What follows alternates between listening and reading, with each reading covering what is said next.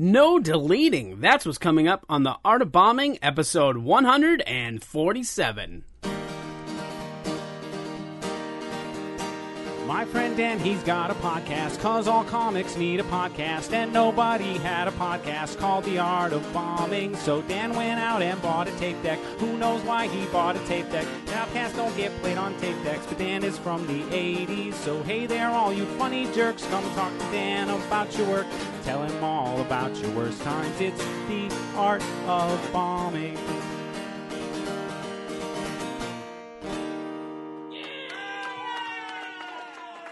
Welcome to a brand new episode of The Art of Bombing. I'm Dan Bublich Jr. here with you as always. It is Tuesday, July 14th, 2020. I hope everybody had a fantastic week, or I should say 10 days, because you haven't heard from me since July 3rd. That's right, because I was on vacation, and I'm back from vacation, and I'm ready to go. I got lots of great episodes coming up, so don't fret. The break wasn't that long. It was just a little bit, the 10 days. Well, actually, a week, because we only missed 2 episodes. But here we are, back again, right at it. My guest today is Day Peace, comedian Day Peace. He is a great comedian based out of Iowa. We had a fantastic conversation right before I left for vacation, and that's what will be coming up on the show today. Before we get into that conversation, let's take care of some of the business. I'm running a little promotion. Oh, yeah, that's right, a little promotion contest. That's right. I have an extra copy, and it's signed. I have an extra signed copy of a novel called Running the Light by Sam Tallent. Sam Tallent is a fantastic comedian.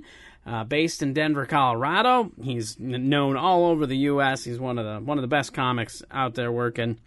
And he wrote this novel. It is a great novel. It is a fictional novel about a stand-up comedian working the road, and it is very real. Really, it's a hard read in the fact that it's very relatable, but it's a fantastic novel in the fact that it is well written, very descriptive.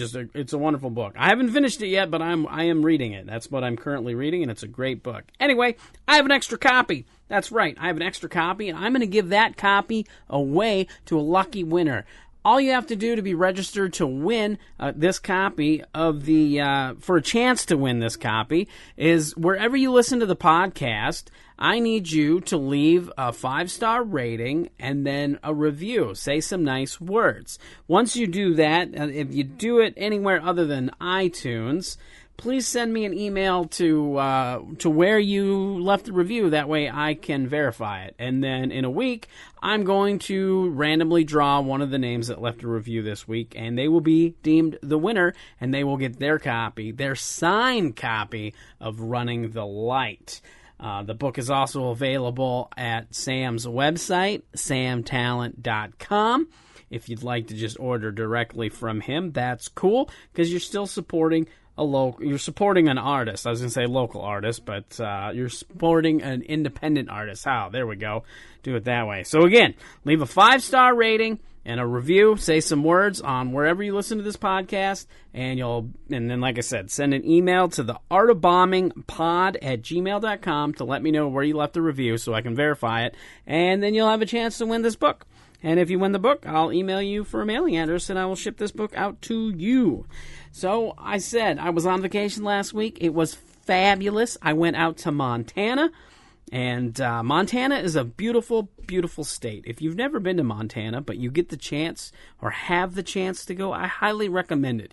It is a good way to unplug from the world and decompress, especially with everything that's been going on as of late. It was a good vacation. My cousin got married, and I got to see some family, some aunts and cousins and things that I haven't seen in years. In fact, one of my cousins we haven't seen since we were babies.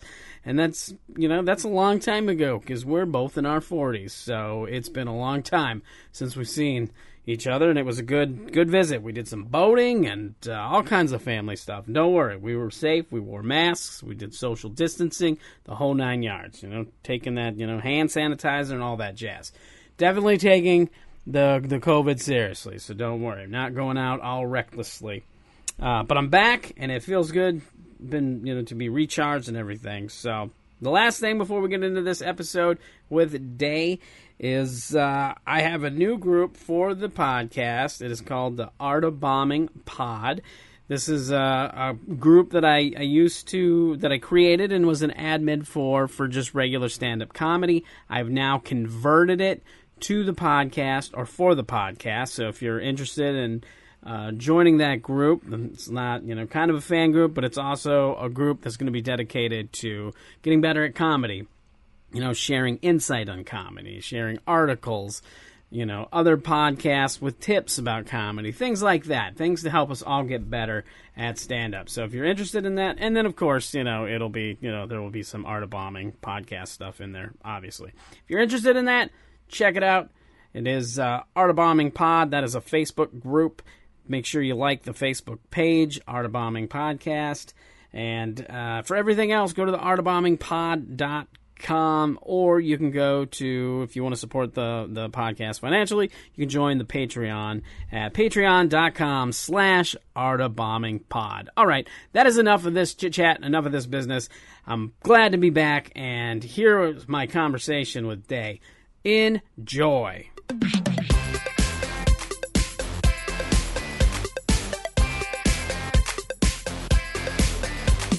Who knows, You want you're hustling to get famous, man. It might be because you said something on my podcast. That's just one soundbite.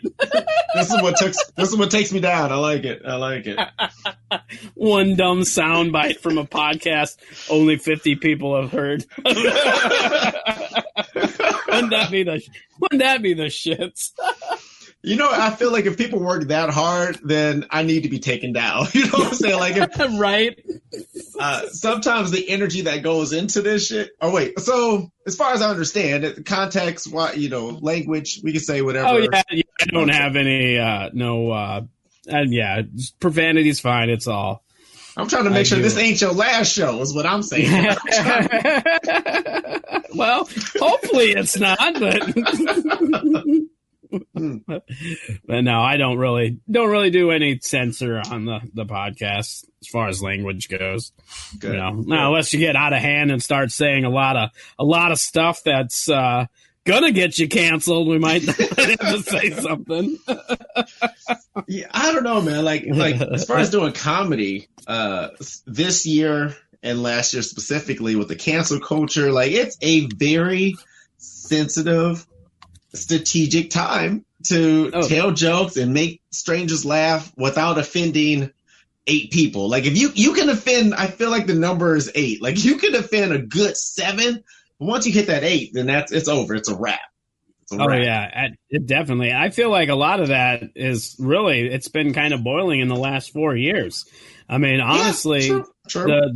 The 2016 presidential election is really where people got real sensitive about things, as far as like even politics and stuff trigger people, like I was at a show. I wasn't even on the show. I was just there hanging out watching, not long after the election, and the comic just mentioned Trump's name, hadn't even made a joke or anything.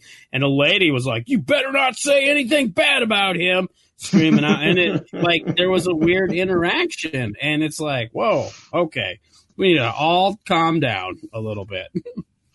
I mean, they dropped that sound bite, grab them by the pussy, and they thought like the campaign and everything was over. Like they thought they had won, and they were very much like, we got him.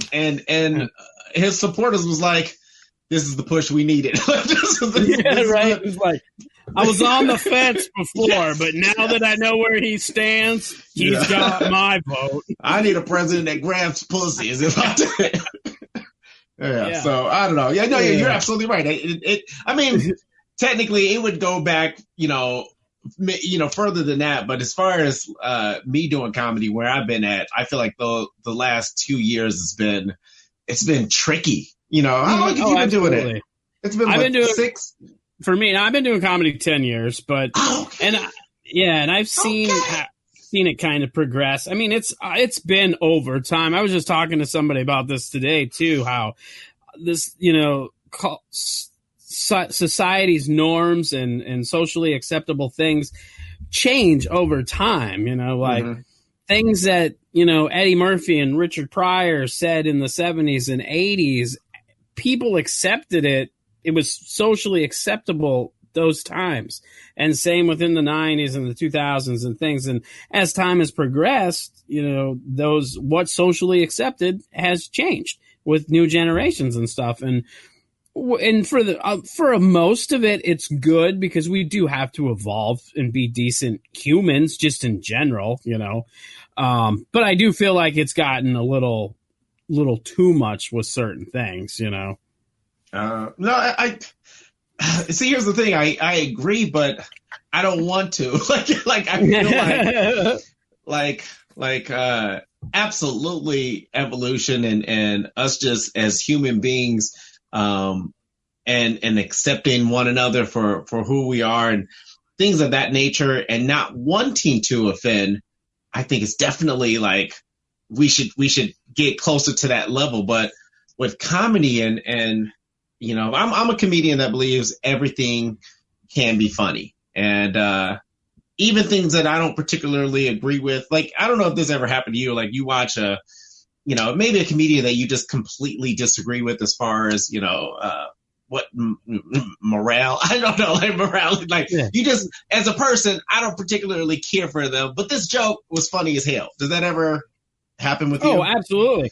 And a lot of times with me, I can watch a comedian, they could tell a joke, and I might not like the joke, but the whole audience laugh, like the audience finds it, and I can see why it's funny. I can be like, I get why people are laughing at that. I understand it's funny. It's not my material, not for, not my cup of tea, but I get it, And I've definitely seen like what you're talking about with the comic.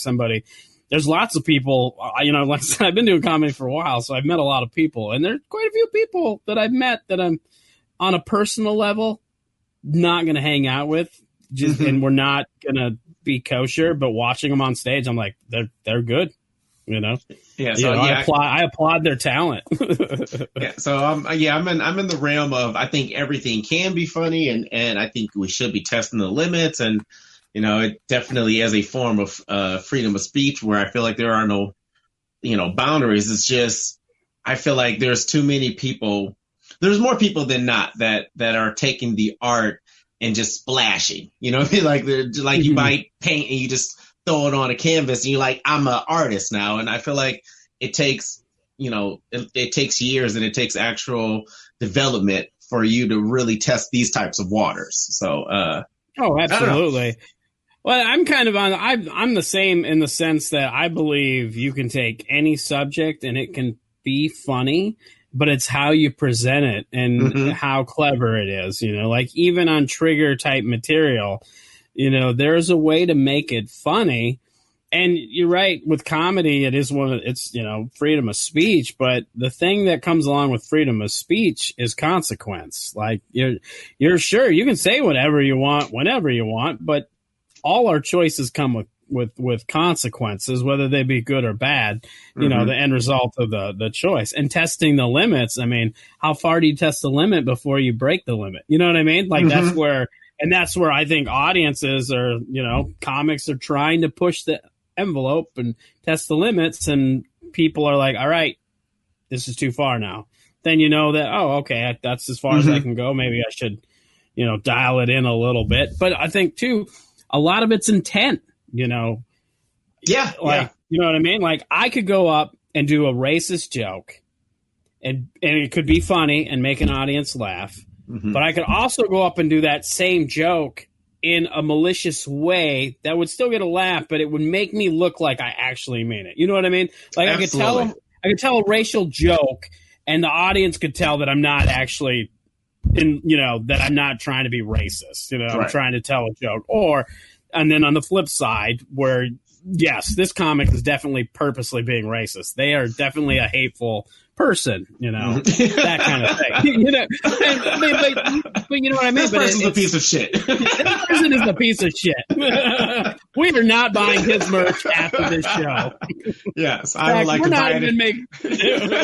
We're not even making eye contact. Screw that guy. It'd be worse to like buy it and return it.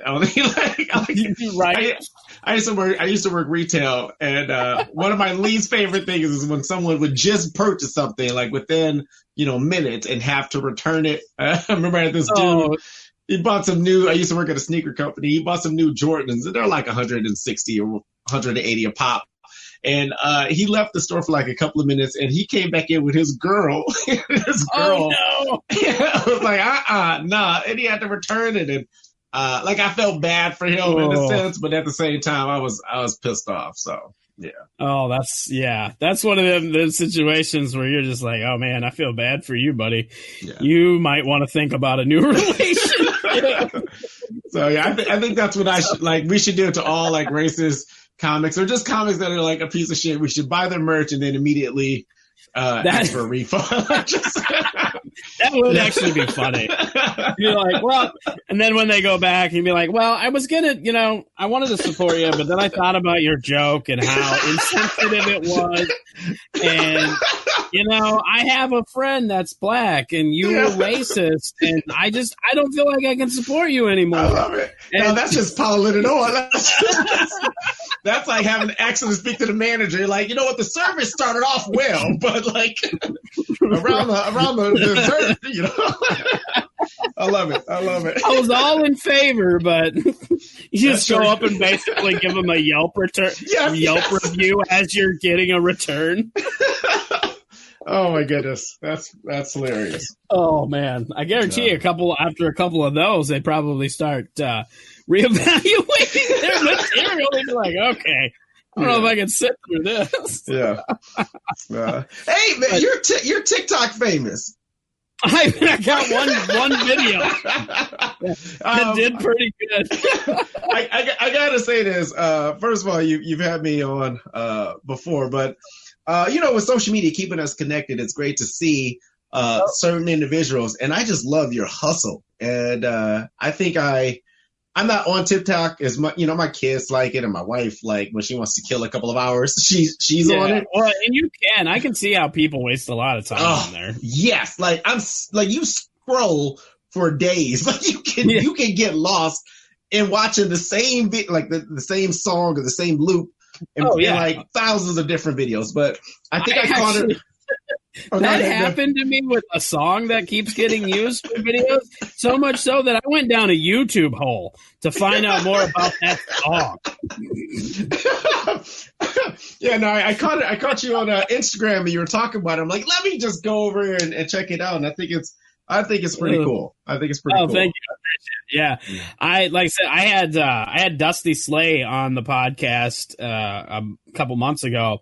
And he was talking about it because I'd been making, as soon as the pandemic started and once I got laid off, I was making all kinds of jokes about TikTok and how it's like, I'm not bored enough yet. Haven't joined TikTok. Making all these stupid jokes on Twitter about it, making fun of people who are on TikTok.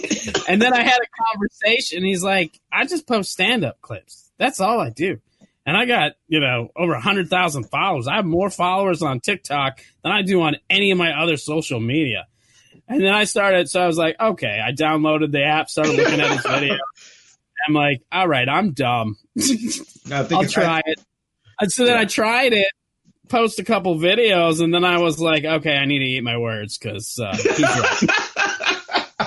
Yeah, no, I think TikTok is a greater example of us just being behind, like being old fucking men. Like we didn't understand it. We talked shit about it. I think I did the same thing with Snapchat. Like, I don't think I quite got it at first. And now that, you're on these things, it's like, we're just old. Like, we just missed the wave. Oh, absolutely. I'm not even on Snapchat. I had it and I was like, yeah, I'm too old for this. This is take this off. I already got enough I'm already trying hard to keep up on other social media platforms. Ain't got time to be trying to stay up on this one. delete. And you're right. It's the same with TikTok. It's being an old man trying to figure this shit out. Like I've watched some videos on there because I've been trying to do some research as far, just social media stuff, because social media marketing, because I go to school for marketing, and I'm watching some of these videos that are blowing up on TikTok, and I'm like, they're not even doing anything. I do not understand what's happening here. They're just like staring into the camera and like maybe move their eyes. Yeah, 200,000 views, and I don't get it. I don't know what's going on, and I look, and some of my friends, we had a conversation, and they're like, "Oh, well, you got to kind of search for what you want, and once you get your algorithm set, it's a lot better." And yes, there's some truth to that. I've been seeing some content that's more up my alley with like animals and stuff like that. But when I first downloaded it, all I was seeing is girls either promoting their OnlyFans or girls that didn't look old enough to be wearing clothes like that. I'm like, this gets somebody arrested. You said promoting their OnlyFans. No, that's a real thing, though. Like that's not even an exaggeration. A lot of what I was seeing was that, and I'm just like, okay, this is something that'll get somebody like me in trouble. Yeah. So I go on and I just, I post some clips and stuff, and that's about it. But I open up the app mostly just to check stats and stuff because I'm interested, because I've been experimenting with it too. Like I have one video that did really good. It has, almost 80,000 views on it. And everything else I posted is like, I think the next one has 1,200 views. Everything else is like under 500. And it basically gets to about 150 and tops out. So I'm like, I don't even know what happened. Got you. Maybe that was just a killer bit. Maybe they just loved it. That one bit apparently was. Because I've been like experimenting with time too, like how long, with isn't that one clip like isn't that 15 seconds or is it longer? Yep. It's like about 20 seconds, I think, 15 to 20 seconds. Really short. Really short. I've been experimenting with putting up subtitles, not putting up subtitles, putting up text, this and that, like all kinds of little weird things just to see if I can figure it out. And I'm still as clueless as I was when I started. I think you're my first TikTok famous person that I know that's blowing up and signing autographs, and congratulations. Yeah. Well, I appreciate it. I hope I get to Dusty's level where he's got people tweeting about discovering him on TikTok. Like he's really blew up on TikTok. That's awesome. It's pretty dope. Yeah. It's pretty dope. It's another platform to discover and grow on. So that's dope. Oh, absolutely. And I think that's something. And I had this conversation with another comic that was on the podcast. We talked about comedians really are ahead of the game when it comes to like social media and technology, because we have to be, because we're always looking for that next thing where we can share our content and build a fan base and a following. Absolutely. As far as new audience and just getting your work out. Like you want people to obviously enjoy it, but you want a multitude of people to experience it as well. So absolutely. I hear you. Yeah. So that's one thing that's always been, because if I wasn't in comedy, I wouldn't be on hardly any social media. It drives me so insane. Yeah. A lot of it does. Well, especially especially now. I mean, you look at just 2020. We don't even have to go back from 2016. You just look at from January 1st, 2020 to where we are now, and it has been just a complete dumpster fire everywhere. And social media is just adding to that dumpster fire. You know what I mean? Like, it is just like social media is basically just a never ending can of gasoline that is just constantly pouring on the dumpster fire. You know what? That's how I feel about it. I agree, but I don't want to. Like, I love social media. I feel like, it's, I grew up in the cell phone era, like when cell phones first rolled out. And I know. yeah. And like, I can't, I can't imagine life without my cell phone. And that's how I feel about social media. Don't get me wrong. For me, personally, there's been times where I've wanted to take breaks from it, or I just felt like, hey, I need a timeout. But social media for me has more perks than it has gasoline, I guess. So I'll keep it. I'll keep it.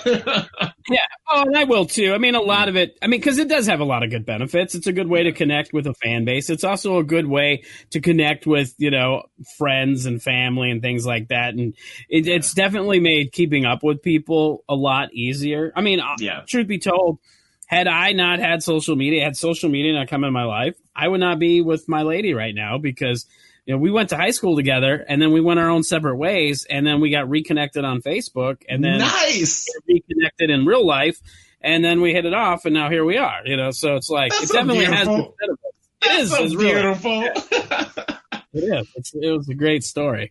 So yeah, it definitely has those benefits, but I think it can be mentally exhausting where you do have to definitely take some breaks. And I think part of that is what we're kind of talking about before I started recording, is that cleaning out the toxic parts of it is a lot of it too. People that are, and I know it's kind of closed-minded and maybe ignorant to think this way. If you're not surrounded by like-minded people, just get rid of those people, or not get rid of them people, but try to educate them. Well, we've come to a point in time where people don't want to be educated. They want to think their way, and that's it. You can sit there all day and waste your breath trying to explain certain things to them, and they're just not going to get it. Not because they're not incapable of getting it, because they're choosing not to get it, and they want to be this way. People want to be hateful and hurtful and have the right to do whatever they want, and you just got to cut that out. Yeah, of the life.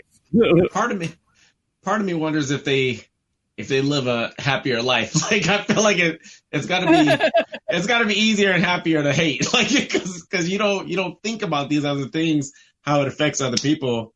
I don't know, man. Good perspective too. I guess I never thought of it like that, but that is a good perspective on that. Because how they say oh yeah, go ahead. Yeah, if you're not thinking about all these other things, you're not bothered by them. Right. These guys are living life, and it's just like ignorance is bliss. I feel like they're just in a different realm, and they don't have to think or care about how it affects other people, the consequences that goes along with it. I'm with you. I feel like, see, here's the thing about social media. To me, it's not real life. You know what I mean? Like, it's like the MySpace when you had 10 friends, and like, they're not your best 10 friends. They're just like who's popping at the time. And I remember I used to get in an argument with my lady where we were like, oh, who's number 3? Who's number 4? Like, it's not real. It's almost like a game. And, having like 5,000 friends and Facebook saying, all right, that's all the friends you can have right now.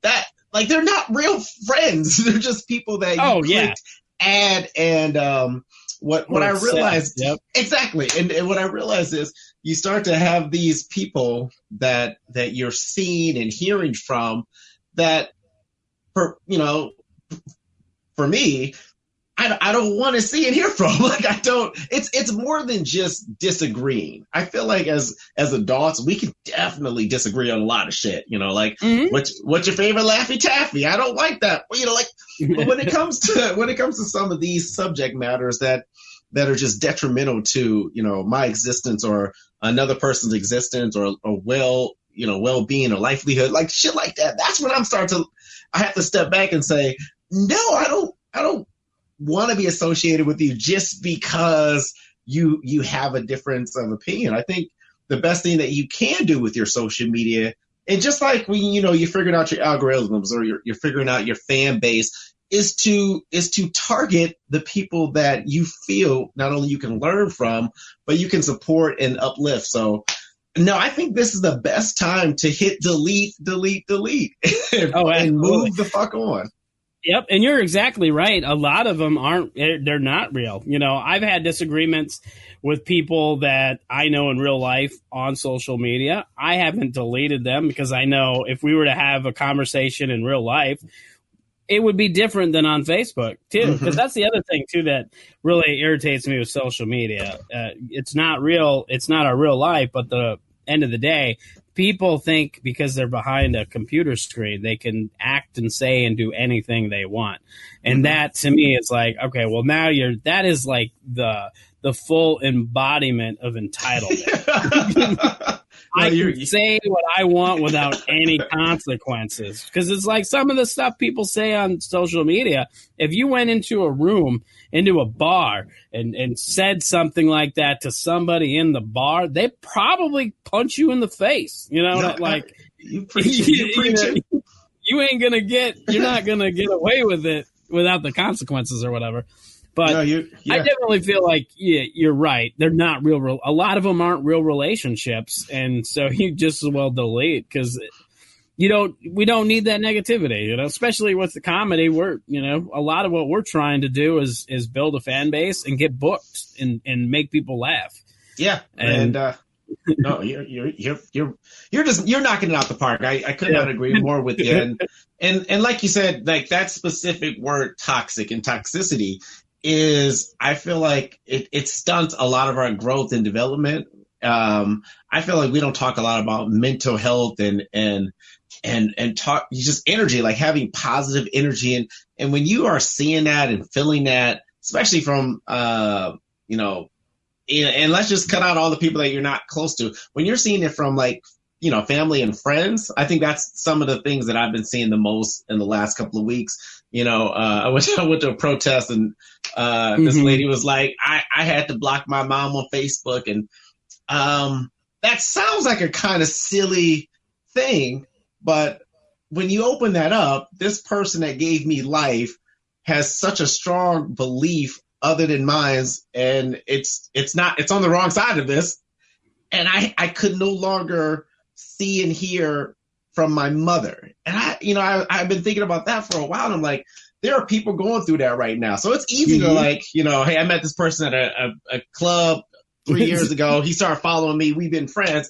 It's easy to, block that dude as opposed to a family, someone that you're close to. And I feel like, however, still it's necessary. And again, you can see him at Thanksgiving and have those uncomfortable conversations over the phone or, for brunch or whatever. But as far as social media is concerned, I think you should definitely be trying to surround yourself with people with like minds. Oh, yeah. And like you said, the positivity and trying to uplift, because you're right. Because that's what it should be. At the end of the day, it should be about being able to uplift yourself. Or the positive energy, and you're right, because there is a lot of mental health that goes into that, where it is mentally exhausting when you see all the negative energy on there. And even if you try to be positive, and I've been guilty of getting trapped in that stuff where I've said ignorant things on social media and things without thinking and insensitive things. And then I'm like, oh, somebody will come along and put me in my place. I'm like, all right, you're right. Okay, fair enough. I'm gonna let's delete this and we'll try to do better next time. That definitely happens. But see, yeah. I feel like you should not be able to delete anything on Facebook or anything social media. Period. And I'll tell you why. I've always thought that for a while, but with the recent events that's going on in our country, I feel like it's so easy for somebody to say something crazy and then delete it. And if you never saw it, you're like, this person's an ally. This person is preaching truth. I had this one woman who was just talking crazy shit. Just very, very opposite of, what's going on.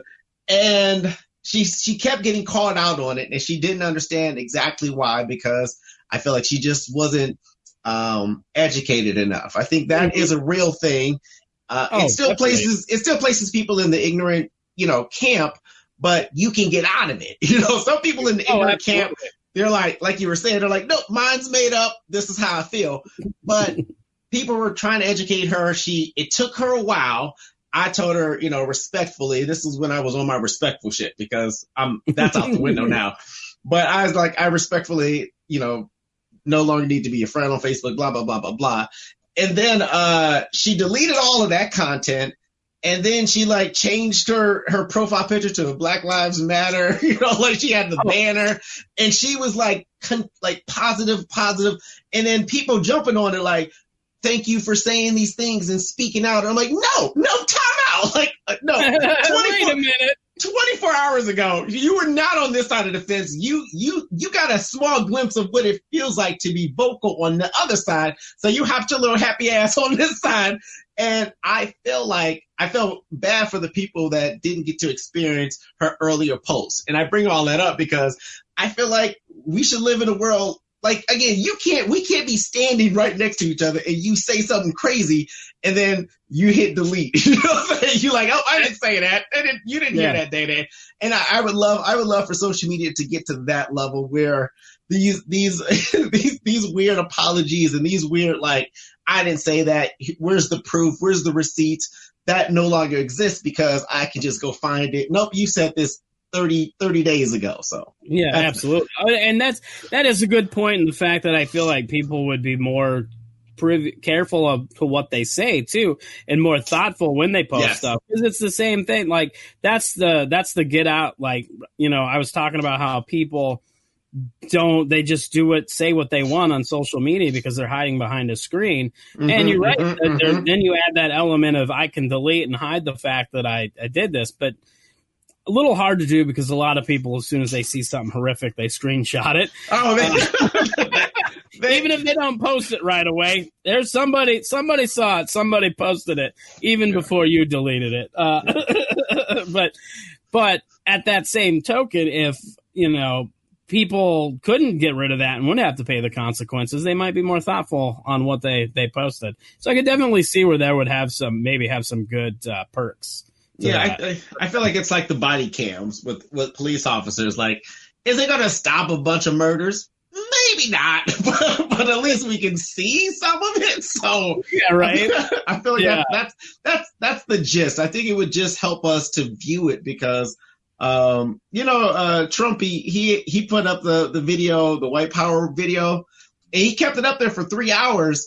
And I almost feel like it's worse when you do delete these things because something told you or someone told you you shouldn't be posting this or you shouldn't be saying that. So the media, as soon as the internet got outraged that he retweeted it, that's when he was like, okay, I better delete this.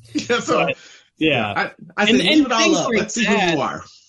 But see, there's a difference though. Like, say I post something insensitive and I have a conversation about it with somebody, even if it's on that post, and then I realize, oh, they've now convinced me why this post was insensitive, and I am now changed. I'm not going to post stuff like this anymore. You delete it, move on. Not that you're deleting it to hide it, but you're deleting it because you don't want to offend any more people, and you're on the right side of the tracks. But then there's people like that who he didn't delete it because he was convinced that what he did was morally wrong. He was convinced that popularity, it was wrong. What he's after the populace, and the populace was outraged. You know what I mean? And that's so it goes back to what we were talking about with intent. It's your intentions on why you do stuff like that. His intentions were not because he came to understand that why it was wrong. You know what I mean? Like, so you got those different levels but I definitely see how people having to, lay in their beds after they make them could help prevent people from being so forthcoming. Like I said, I would feel happier with. It's one of those things where like you rather have the truth or the lie, and I think you got to really ask yourself certain questions about how do you feel about decision making, and I'm playing. Are you a gamer? Do you play games at all? A little bit. I used to. I do more like board gaming than I do video gaming now. But yeah, I'm in there. I'm a nerd. I go through like I'm glued to my PlayStation 4, and then I don't give a shit about it for like 6 months. And I just got done playing this game, The Last of Us Part 2, and it's a phenomenal game. But the first one asks the question of, would you sacrifice one person to save, the majority? And I think what happens with a lot of these people, for me, I'd rather know, my favorite athlete said the N-word, or I'd rather know the whole story and let me deal with how I want to receive that, as opposed to not, being kept in the dark.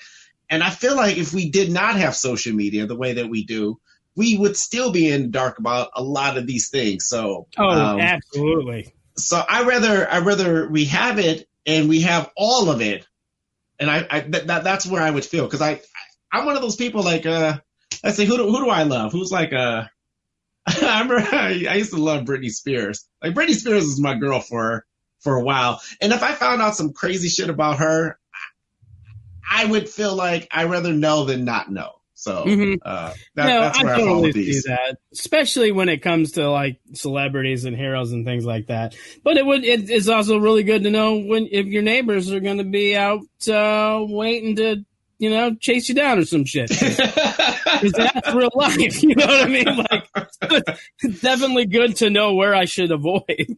Yeah, that's the thing.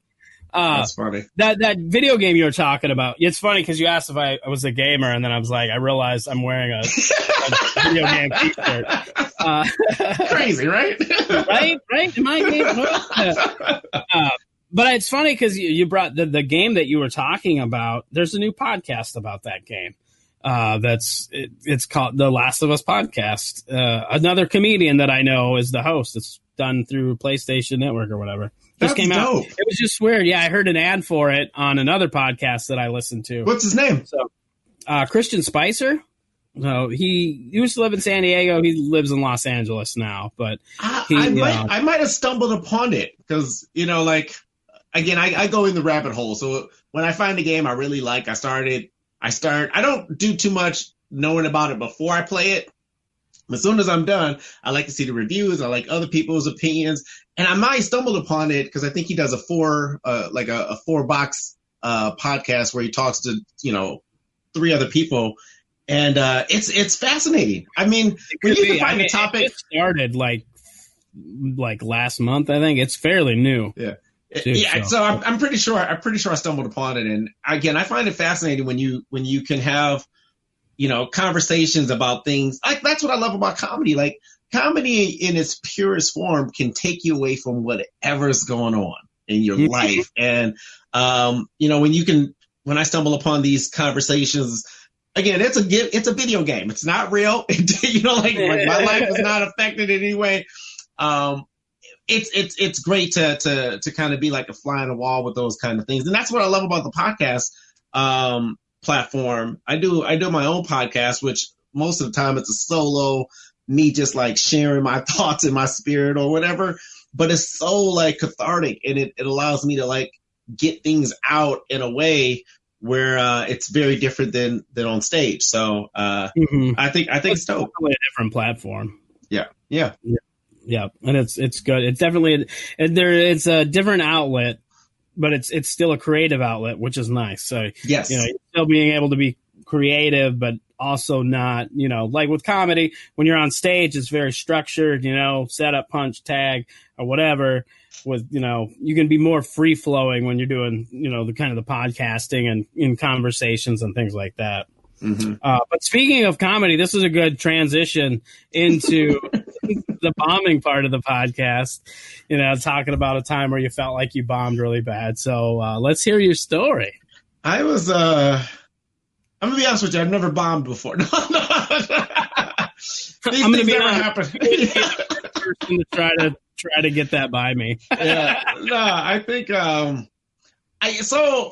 I really did some deep thinking about it, because I remember in the early years, and it'll be 9 years for me. I remember in the early years, there were sets that I had where I thought I just could have done better. And I think it was the audience just wasn't, it's the blame factor where, the first comic didn't set up. It was a lot of that. But I can't remember a lot of times where I felt I just didn't, like I bombed. And so to me, when I feel bomb, I feel like bomb is like the worst thing that can happen when you're on stage. So I was thinking back to more recently, after I left Arizona, I got my first corporate gig here in Iowa. And the guy was like, can you do an hour and 30 minutes? And I was like, of course. I had an hour and 30 minutes, quote unquote, of material. It was not good. It was not an hour and 30 good material. And I don't know if it was a pride thing. I don't know if it was just like, hey, I'm a full-time comedian. Like, let me just jump into the gig. But I took the gig. It was for firefighters. And, I would say predominantly they were pretty conservative. And I didn't let that stop me. I went into the gig with, I have 90 minutes. I've practiced. I've done this. And the only way I can get through all 90 minutes is if I do all of these jokes in this order. And as you know, sometimes you have to call audibles when you're performing, or you got to say, wow, they're not feeling this joke or this topic. Let me switch. That wasn't an option for me. But I had to go in order. And the room, it's a beautiful room. It's called Surf Ballroom. It's like this concert venue, but it was a private gig. So they only had about 60 people, and they set us down like on the floor level. So we're all level. So I didn't really have a stage.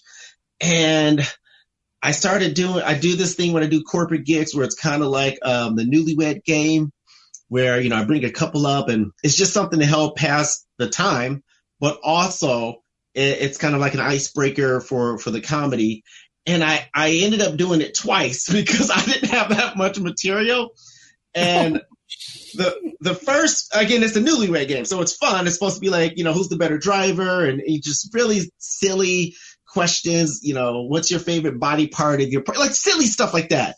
Yeah. I had ran out of material, and it got to the point where I brought a second couple up, and I was like, what's your favorite Pornhub category? And it was just so like embarrassing. When I look back, I just was not prepared for the moment. And there was like a good, I'm going to say like 30 minutes, a good 30 minutes straight of me talking and nobody laughing.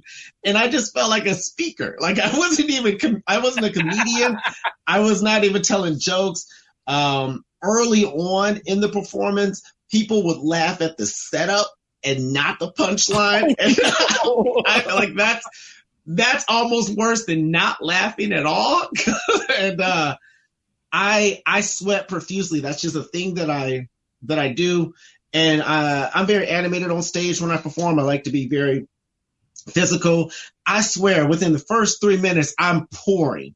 And it was just a very sweaty, uncomfortable hour. And I didn't make it to an hour and a half. I think I made it to an hour and like 15. And they kind of gave me that, all right, we're this is good. Let's get this man his check and get him on his way. And, but the best part about that is I learned so much from that one experience that, obviously my plan is to never repeat anything similar to that, but I wouldn't say I bombed. I would just say I did horrible. And, it was a great lesson. Oh yeah. Well, and that's what they are. I mean, that's all, to me, bombing is a lesson to get better, in that situation too. It's funny how we're so eager to like agree to do things. We're like, yeah, I'm a comedian. I can do that. Can you do stand up for 3 hours? You damn right I can. All in a row too. Right. No bathroom breaks or nothing. I don't need nothing. Give me the mic and let me go. Yeah. Yeah, no, I had, and then as soon as we walk in, we're like, oh, shit, what did I do that for? Yeah, I probably had a okay 45 minutes, but what I really had was 30 minutes. I really had a good 30 minutes that I tried to stretch. I tried to triple. So that was painful. It's funny because whenever I get a lot of like requests for quotes for private stuff, and it's funny because they're always like an hour and a half of comedy, and I'm like, no, this is not. So I always like message, and I'm like, so this is unrealistic for one comedian. If you're looking for a whole hour and a half show, that's great.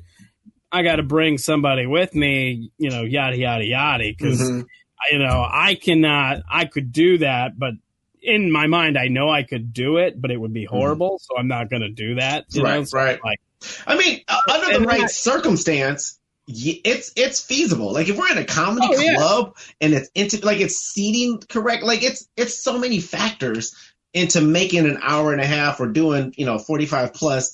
You need those elements. If you don't, then no. Let's have a backyard barbecue in front of 8 people. I'll pay you $10. No, bruh.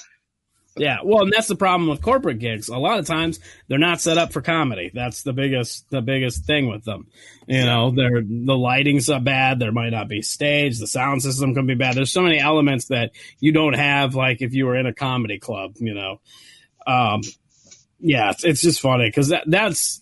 I've definitely been guilty. I've taken some gigs where I'm like, oh man, this was dumb. I'm not the person for this. I'm just not a right fit, but whatever. Here we are. Let's do it. Another story, another lesson, and another story. Yeah. I would do it again though. I mean, it was horrible, but I think it was important for my growth. I think that was one of those shows where I felt I turned the corner. Like, I think without that show, it probably would have took me another year and a half to really understand where I really was with comedy, where you want to be and where you are. And I think that did that for me. Yeah. And those are important turning points in comedy. Yeah. I mean, honestly, that's what started this podcast was a corporate gig that I did that was, in hindsight, I just didn't have the experience for the show to do the show.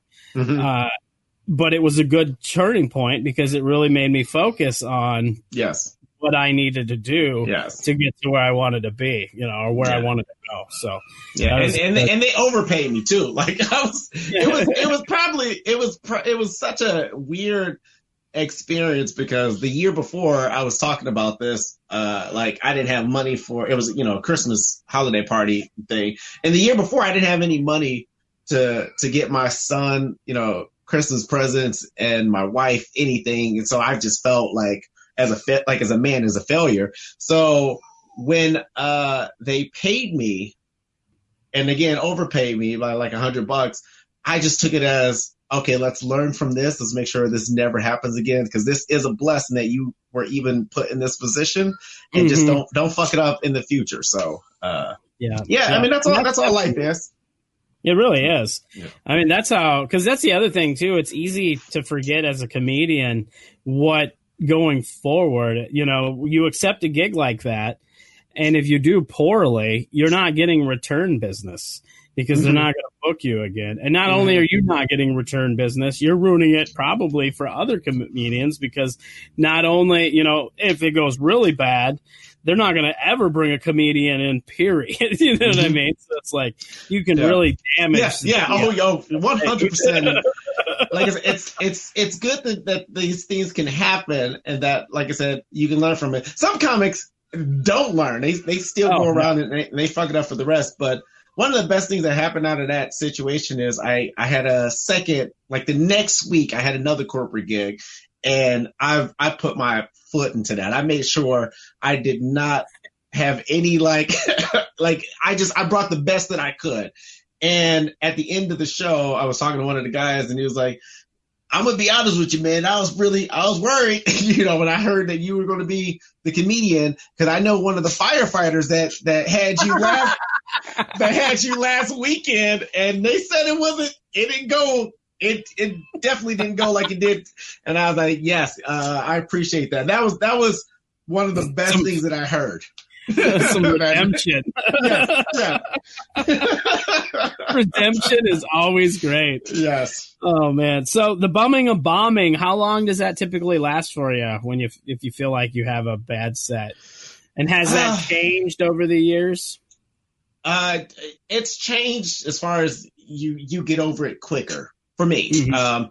The earlier years, oh my goodness. Like, I mean, I remember Eminem talked about this. You know, I'm from Detroit, and Eminem would talk about when he lost a battle, how it was like the biggest thing to him. Like his world was over, and like fuck rap. Like he didn't want to get on stage and perform. Those are all the feelings that I had in those earlier years, especially when you would come off a great show, or like, you would do like the club shows and then you do like a bar show and you're doing the same material, but they're not like when you having those experiences, you're like, what am I doing wrong? Fuck comedy. They don't understand me. Like you are so hard on yourself. Now I feel like it's super easy to shrug off, and just move on to the next gig.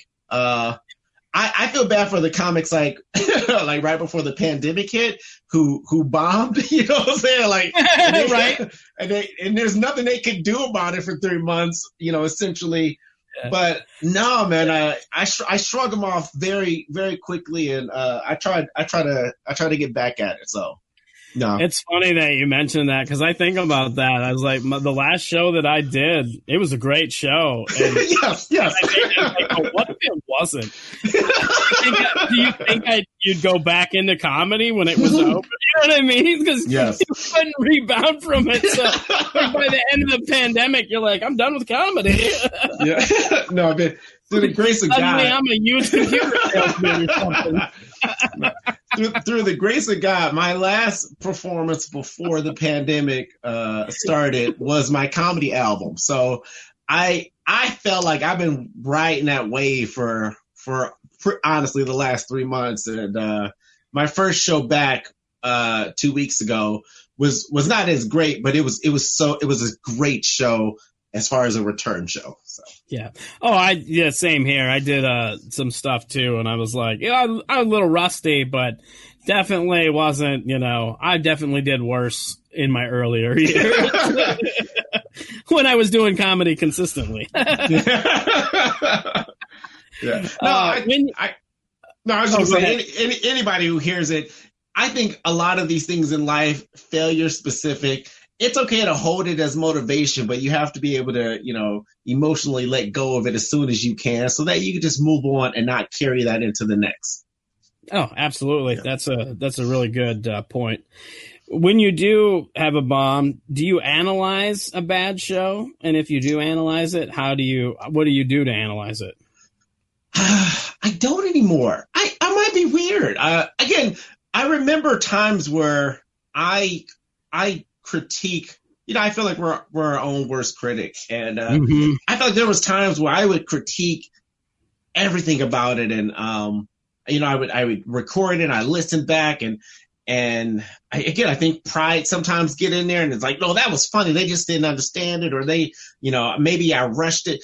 But now I don't have that same, approach, or I'm just not that over analytical about why it didn't go well. I think there's a bunch of factors, and sometimes you just have an off night. I mean, I'm married, so sometimes me and my lady in the bedroom, it's great. And then sometimes it's just, like I can't stay up all I can't stay up all night wondering why I didn't perform at my highest. No, I just go to sleep and try it next weekend when the kids are asleep. So no, I don't go through that anymore. I think that's torturous, and I look at that. It's great to be like, I could have did A, B, and C differently, and I could work for the next show, but I shrug it off. And like I said, maybe there's, I think my biggest thing for me is when I don't have a great show is the practice and preparation. I think the best thing that you could do is just be prepared for the moment. And I always take that as probably my number one critique is, okay, maybe I just wasn't as prepared as I should have been. Yep. No, that's a good takeaway, because you can definitely tell when somebody's prepared and in the moment and in the room versus somebody who's not. As far as your material goes in writing, where does your material usually strive from? Do you take it from life experiences, observation? Probably life more than ever now. I think I used to just, when I felt something was obvious or popular to talk about, I think that was always how can I put my spin on it? Now, honestly,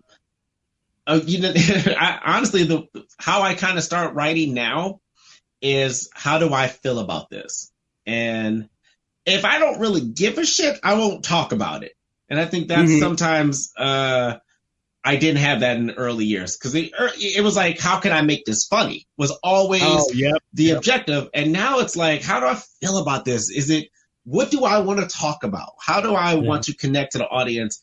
And a lot of times it comes from, personal experiences in life and being married and having kids and whatever I can fit into how I feel about it. And if it's worth talking about, and obviously if I can work that into getting a laugh, that's where I start. Yeah, that's good.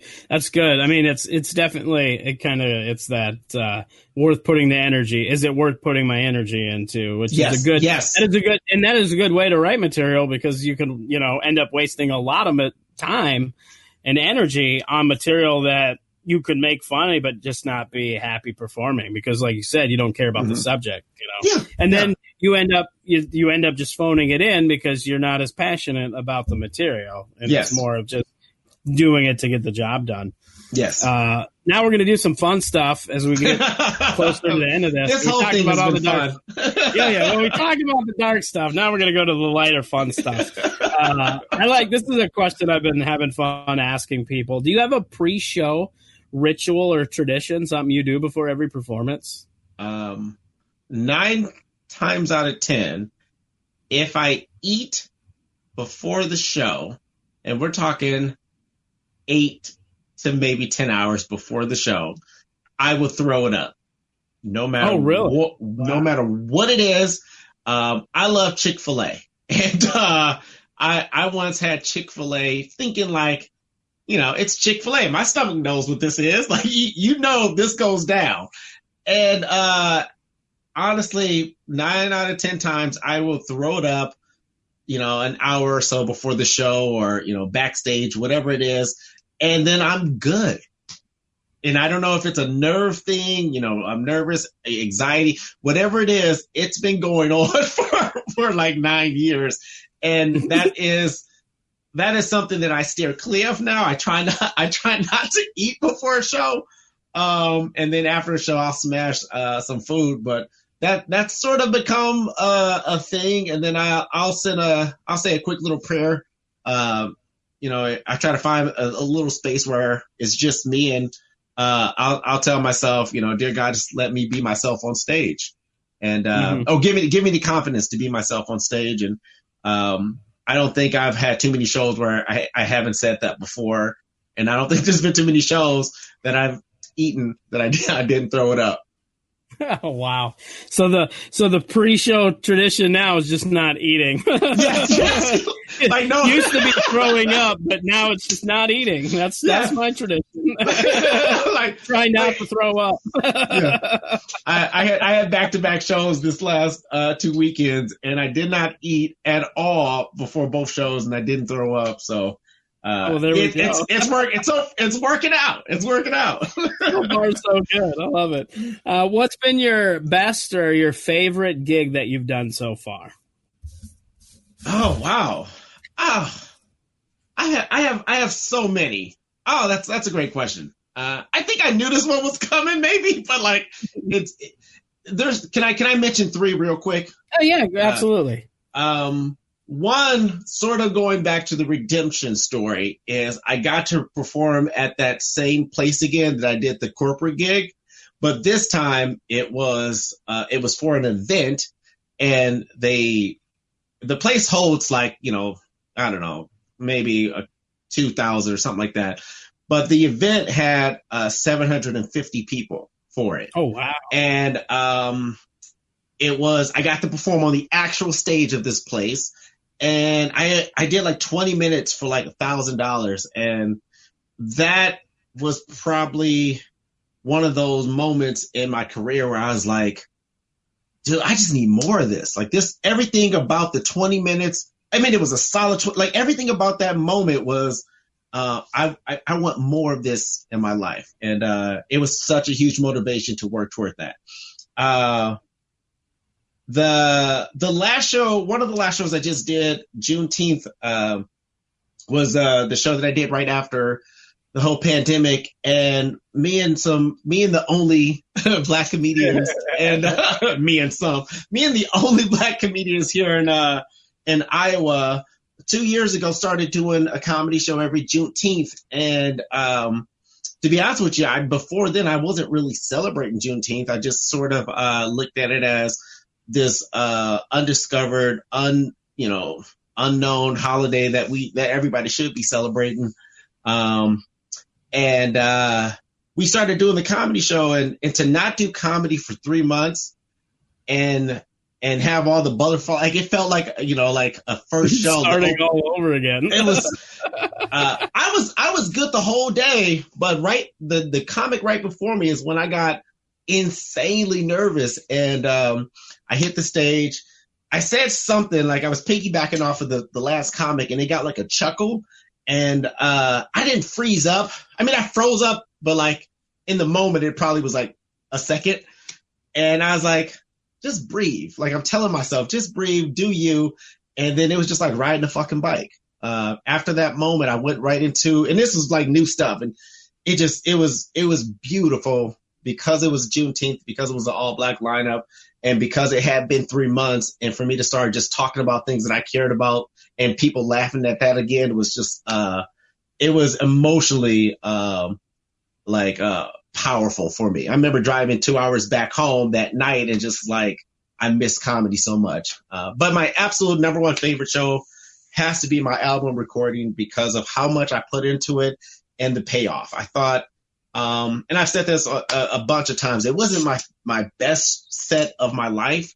But it was, for me, my most purest, most proudest performance. I put so much energy into promoting it, and it's all independent. I didn't have a company, I didn't have a company that did this. I found a camera crew, and I put out the audio and the DVD. Like I put so much into it, and I love what I talked about. It's called Peace of Mind. So I had bullet points. So it wasn't just saying funny stuff. It was, how do I, like, what's my interpretation of having a peace of mind and eliminating toxicity and being in competition with you. I had these points that I also shared that makes the playback, it has playback value. Like me watching it as much as I have, what I love is, damn, it's halfway through 2020. This shit is so important still. And I hope it's important, as years go on, that these things that I was talking about, I continue to apply. So, it was a beautiful, it was a theater, a small theater, but the theater sold out.